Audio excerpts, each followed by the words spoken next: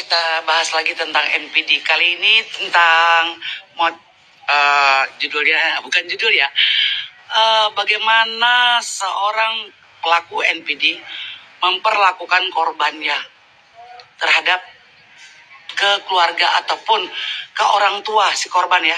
Aku kan sebagai korban ya, korban pelaku NPD, punya orang tua. Pengalaman pribadiku, gue gak pernah dikasih pulang ya, karena waktu itu aku kan stay-nya di Pekanbaru, orang tua gue kan di Jakarta, jadi diputus tuh silaturahmi tuh ya, diputus. Tapi bukan dengan perkataan yang lu nggak boleh pulang ya ke Jakarta, nggak boleh lihat orang tua, bukan begitu. Nah itu ya, si NPD nggak begitu cara memperlakukannya. Dia bawa akidah agama ya, dia bawa tuh hukum-hukum agama yang notabene pada saat itu gue itu kan baru masuk muslim ya kan, jadi gue kurang paham. Oke, di situ teman-teman ya, kurang paham. Lalu kedua, gue seorang istri yang manut, jadi apapun yang diperkatakan oleh suami ya gue pikir itu benar. Tapi memang kadang-kadang ada sih sedikit berapa persen di otak gue, kok kayak gini ya ajarannya ya gitu. Nah itu satu. Oke, singkat ceritanya begini, ini yang paling lama yang nggak pernah gue ucapkan, pernah gue buat suatu video kesaksian gue, dan ini salah satu buat hati gue plong ya. Dulu gue kalau ngomong kayak gini nggak sanggup guys, nggak sanggup. Tapi sekarang gue karena gue udah deket, maksudnya gini, deket tuh gini ya, seperti teman-teman di video yang lalu-lalu ya, bagaimana gue didoain Pastor Romo, gue dikuatkan, gue sharing, jadi lambat laun iman gue tuh kuat, jadi keimanan gue tuh bertumbuh ya kan, jadi gue makin ngerti menerimanya bisa. Tetapi secara manusiawi terlintas juga sih kadang-kadang ya, kadang-kadang. Yang mau gue ceritain apa? Simak teman-teman. Satu, ketika ibu gue sakit ya, gue ditelepon dari kampung nih, antara Pekanbaru dengan Lagu Boti itu dekat. Orang udah kerangkring tuh, 1 hari 2 hari. Emak gue tuh udah sekarat di rumah sakit ya, emak gue tuh udah sekarat. Gue kasih tahu dong sama pasangan gue, ya santai aja, kan orang kampung pada udah nelpon gue nih, karena gue anak pertama, yang lainnya di Jakarta, di Bandung kan jauh, agak dikasih dengan alasan gini lah gitu, gini gitu bertele-tele lah, yang mencoba untuk menyuci otak gue gitu, membrainwash itu tadi, dan gue masih kemakan gitu kan. Tuh akhirnya singkat ceritanya, setelah hari ketiga emak gue udah nggak ada ya. Itu gimana terpukulnya gue, terpukul abis. Secara satu, gue anak pertama di orang Batak, gue ini panggoran ya, dan gue ini adalah tulang punggung memperjuangkan adik-adik gue 5 yang dibanggakan orang tua gue. Biar tahu teman-teman, ini belum pernah gue ceritain, tapi dengan gue bercerita kayak gini gue jadi lega ya. Ini juga video nantinya bisa dinikmati lagi oleh anak cucu gue. Gue bukan mau cari viral, tapi ini kesaksian yang gue alamin. Nih, gue ditelepon, akhirnya mama sudah nggak ada katanya gitu. Lu gimana coba? Itu nggak bisa nangis teman, nggak bisa nangis gue, bengong aja. Saking nggak bisa nangis sakit hati, gue cuma senyum gue.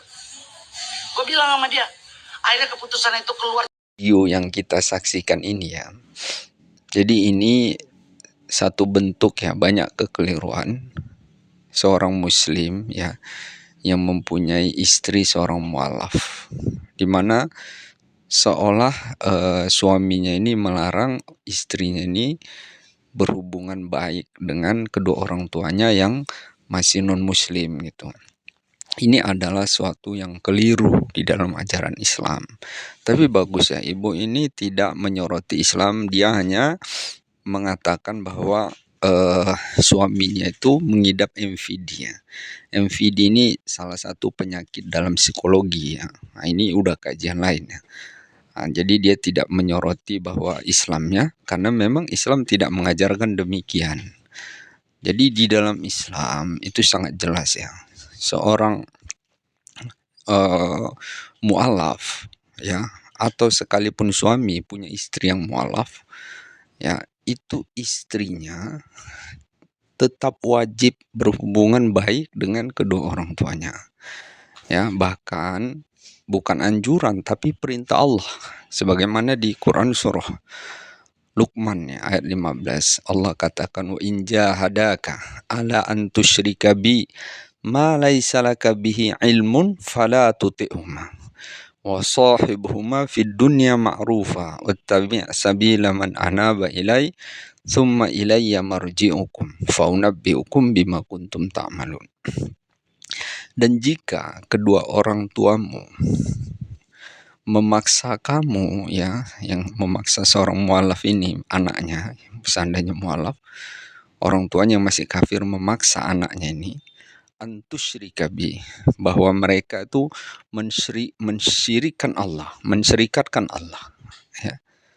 Antusyrika bi ma laisa laka bihi ilmun falatun. Yang mualaf ini karena memang dia belum mengerti agama Islam secara mendalam, yang ma laisa laka bihi, yang dia tidak tahu pengetahuan dengannya, tapi Allah katakan fala tutihma, maka tidak boleh mengikuti kedua orang tuanya. Jadi tidak boleh mengikuti, ya, ajakan orang tuanya untuk mensyirikatkan Allah Subhanahu wa taala. Ini wajib, ya. Jadi lah disitulah nahia yang nyatakan tidak boleh, ya. Tetapi Allah katakan wasahibuhuma fid dunya ma'rufa, ya. Dan pergaulilah kedua orang tuamu itu huma, ya, fid dunya ma'rufa, di dunia itu secara baik. Jadi sekalipun orang tua kita non muslim, kita tetap wajib berbuat baik keduanya. Seandainya suaminya, maka suaminya nih harus, ya, menyuruh istrinya untuk berbuat baik kepada kedua orang tuanya, bukan malah melarang atau seolah cuek gitu, tapi anjurkan dia untuk tetap berbuat baik kepada kedua orang tuanya, ya. Jadi sangat keliru, ya, bahwa suami ini menganggap biasa melihat istrinya ini sudah lama tidak berhubungan dengan orang tuanya, tapi bahkan dia suruh istrinya dia tetap berbuat baik, bahkan dukung, ya, karena memang itu perintah Allah, ya. Wasahibuhuma fid dunya ma'rufa wattabi' sabila man anaba ilaiya, dan ikutilah orang-orang yang telah kembali padaku. Jadi artinya bahwa orang-orang yang jalan yang betul secara Islam itu ikuti, jangan yang salah. Jadi Islam mengajarkan harus tetap berbuat baik, ya. Tsumma ilayya marji'ukum fa unabbi'ukum bima kuntum ta'malun. Dan kepada akulah tempat kembalimu, maka aku akan beritakan apa-apa yang kau kerjakan di dunia. Jadi artinya bahwa seorang mu'alaf wajib tetap berbuat baik. Bahkan, ya, seandainya suaminya melarang istrinya yang mu'alaf ini, ya, sekalipun suami ini, ya, boleh dikatakan secara fikih memiliki istrinya ini, ya, secara kewajiban dia harus lebih dipatuhi. Tetapi kalau dia melarang istrinya untuk berbuat baik kepada orang tuanya, maka istrinya boleh tidak mentaatinya. Kenapa? Karena istri boleh tidak mentaati perintah suami seandainya perintah suami itu bertentangan dengan syariat, ya, bertentangan dengan syariat. Dan Asma, dia pernah bertanya kepada Rasulullah, di mana Asma ini ibunya ini masih kafir.